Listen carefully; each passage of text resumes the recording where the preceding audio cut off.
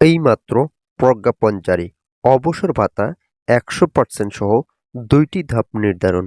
সর্বনিম্ন বেসিক ১৬,৯৮০ টাকা ও পূর্ণাঙ্গ তালিকা ঘোষণা। তারেক রহমান এই বিষয়ে যা বললেন, সর্বনিম্ন ১৬,৯৮০ টাকা বৃদ্ধির লক্ষ্যে শেষ পর্যন্ত প্রধানমন্ত্রী তারেক রহমান বাজেট সংশোধন করলেন। প্রতি বছরের ন্যায় এবারের বাজেটে তুলনামূলক প্রায় ৯,০০০ কোটি টাকা বরাদ্দ বেশি রাখা হয়েছে, যা ইতিপূর্বে সকল বাজেটের রেকর্ড ছড়িয়েছে।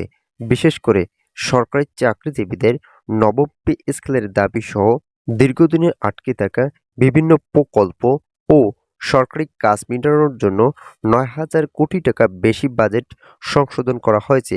যদিও ২০২৬-২৭ অর্থ বছরে বাজেট কিছুটা বৃদ্ধি করা হয়েছে, তবে সরকারি চাকরিজীবীদের সকল দাবি মিটিয়ে নিতে হলে যে ধরনের পদক্ষেপ নেওয়া প্রয়োজন, সকল পদক্ষেপ ধারাবাহিকভাবে বাস্তবায়ন করতে অবশ্যই এই বাজেট অত্যন্ত গুরুত্বপূর্ণ ভূমিকা রাখবে।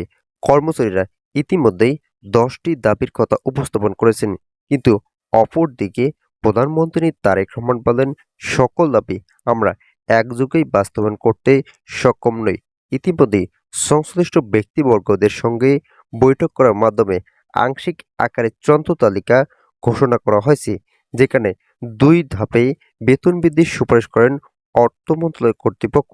অর্থমন্ত্রী বলেন, বাজেট সংস্কারের বিষয়টি অত্যন্ত ইতিবাচক, যেহেতু দেশের অর্থনৈতিক অবস্থা উন্নয়নের লক্ষ্যে ৯,০০০ কোটি টাকা বাজেট তুলনামূলক অধিক হারে বৃদ্ধি করা হয়েছে।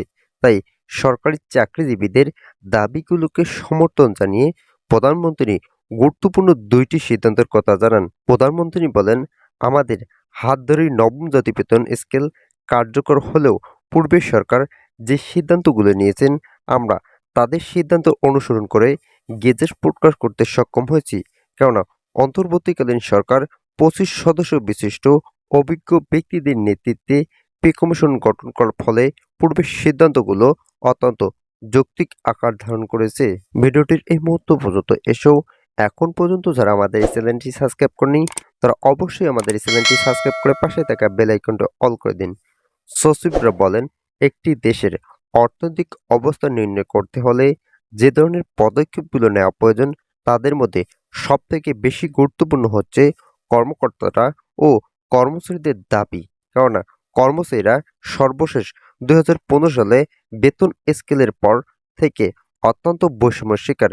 তাই তাদের সকল ধরনের বৈষম্য নিরসন করার লক্ষ্যে অর্থ মন্ত্রণালয় ও পে কমিশনের একাধিক সদস্য আমাদের সঙ্গে বৈঠক করেছেন। আমরা তাদেরকে যে ধরনের দিক নির্দেশনাগুলো দিয়েছি, তা একটি দেশের অর্থ-সামাজিক উন্নয়নকে গতিশীল করে তুলতে সক্ষম। এরই মধ্যে পর্যালোচনা কমিটি বলেন, আমরা প্রধানমন্ত্রীর রিপোর্ট পর্যবেক্ষণ করে সর্বনিম্ন বেসিক ১৬,৯৮০ টাকা নির্ধারণ করায় কর্মচারীদের দীর্ঘদিনের যতটুকু আর্থিক সমস্যা ছিল, ইতিমধ্যে প্রায় সংখ্যক সকল সমস্যার সমাধান হয়েছে। পূর্বের সিদ্ধান্ত মোতাবেক সর্বনিম্ন বেসিক ২০,০০০ টাকা বৃদ্ধির সিদ্ধান্ত থাকলেও সামান্য কিছু ঘাটতির কারণে সর্বনিম্ন ১৬,৯৮০ টাকা বাংলাদেশের ২৪ লক্ষ চাকরিজীবীদের আর্থিক সক্ষমতা অর্জন করবে। তবে আজ প্রধানমন্ত্রী স্পষ্ট ভাষায় নবম জাতীয় বেতন স্কেলে বাস্তবায়নের ২টি ধাপ চূড়ান্ত তারিখ নিয়ে আলোচনা করেন। তিনি বলেন, আমরা ধারাবাহিকভাবে আর্থিক অবস্থানগুলো নির্ণয় করে চূড়ান্ত ডেডলাইন ঘোষণা করেছি। আগামী ১ মে থেকে সরকারি চাকরিজীবীরা প্রথম মার্চে আংশিক বেতন বৃদ্ধির সুবিধা ভোগ করবেন।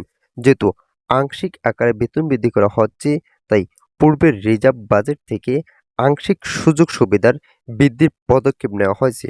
এছাড়াও পূর্ণাঙ্গভাবে বেতন বৃদ্ধির সুবিধা ভোগ করতে হলে আগামী ১১ জুন ২০২৬ নতুন যে বাজেট সংশোধন করা হচ্ছে, সেই বাজেটের পরবর্তী সময় থেকে দ্বিতীয় ধাপের পূর্ণাঙ্গ সুবিধা ভোগ করবেন। ভিডিওটির এই মুহূর্ত পর্যন্ত এসেও এখন পর্যন্ত যারা আমাদের এই চ্যানেলটি সাবস্ক্রাইব করেনি, তারা অবশ্যই আমাদের চ্যানেলটি সাবস্ক্রাইব করে পাশে থাকা বেল আইকনটি অল করে দিন। ইতিমধ্যে তারেক রহমান বলেছেন, বাংলাদেশের সরকারি কর্মচারীরা অবসরকালের সুযোগ সুবিধা নিয়ে দীর্ঘদিন থেকে দাবি জানিয়ে আছেন। এ পর্যন্ত যতবার প্রধানমন্ত্রীর কার্যালয়ে স্মারকলিপি জমা করেছে, প্রত্যেকটি স্মারকলিপিতে অবসর সুবিধা যথাযথভাবে উল্লেখ করেছেন কর্মচারী মহলের সদস্যরা, যার ফলে সচিবসহ অর্থ মন্ত্রণালয় কর্তৃপক্ষ শতভাগ হারে অবসর ভাতার বৃদ্ধির চূড়ান্ত সুপারিশ করেন। তবে এটি প্রথমার্ধে বেতন বৃদ্ধির সঙ্গে সঙ্গেই বাস্তবায়ন হবে না, কেননা বর্তমান দেশের অর্থনৈতিক অবস্থা খুব একটা উন্নত নয়। এর ফলে অবসর সুবিধা এখন থেকে বৃদ্ধি করা হলে নতুন বাজেটে প্রবল চাপ সৃষ্টি হতে পারে। তাই সকলের মতামতকে সমর্থন জানিয়ে শেষ পর্যন্ত আগামী 2026-27 অর্থ বছরে বাজেটের পর থেকে যখন পূর্ণাঙ্গ বেতন বৃদ্ধির সুবিধা চালু হবে, ঠিক তার পরবর্তী সময় থেকে অবসর সুবিধা বৃদ্ধির নতুন সিদ্ধান্ত নিয়েছেন তারেক রহমান। এছাড়াও ইনক্রিমেন্টের বিষয়টি নিয়েও গুরুত্বপূর্ণ সিদ্ধান্ত উঠে এসেছে। সর্বশেষ 2015 সালের বেতন স্কেলে মাত্র 5% ইনক্রিমেন্ট রাখা ছিল, যা এখন পর্যন্ত চলমান থাকায় নিম্ন গ্রেডের কর্মচারীদের বেতন বৃদ্ধিতে ব্যাপক সমস্যা তৈরি হচ্ছে। কিন্তু যারা ঊর্ধ্বতন কর্মকর্তা আছেন তাদের ক্ষেত্রে 5% ইনক্রিমেন্ট খুব একটা আর্থিক সমস্যা তৈরি করতে সক্ষম নয়। যদিও সরকারি চাকরিজীবীরা 5% ইনক্রিমেন্টের হারের বিষয়টি এখন অভ্যাসের শিকার হয়েছেন, তবে প্রধানমন্ত্রীর দিক নির্দেশনার ফলে 7% হারে ইনক্রিমেন্ট রাখার নতুন সুপারিশ করা হয়েছে। তো আজকের এই প্রতিবেদনটি এ পর্যন্ত। আশা করি এই প্রতিবেদনটি থেকে অনেকে উপকার পেয়েছেন। যদি উপকার পেয়ে থাকেন তাহলে অবশ্যই আমাদের এই চ্যানেলটি সাবস্ক্রাইব করে পাশে থাকা বেল আইকনটা অল করে দিন।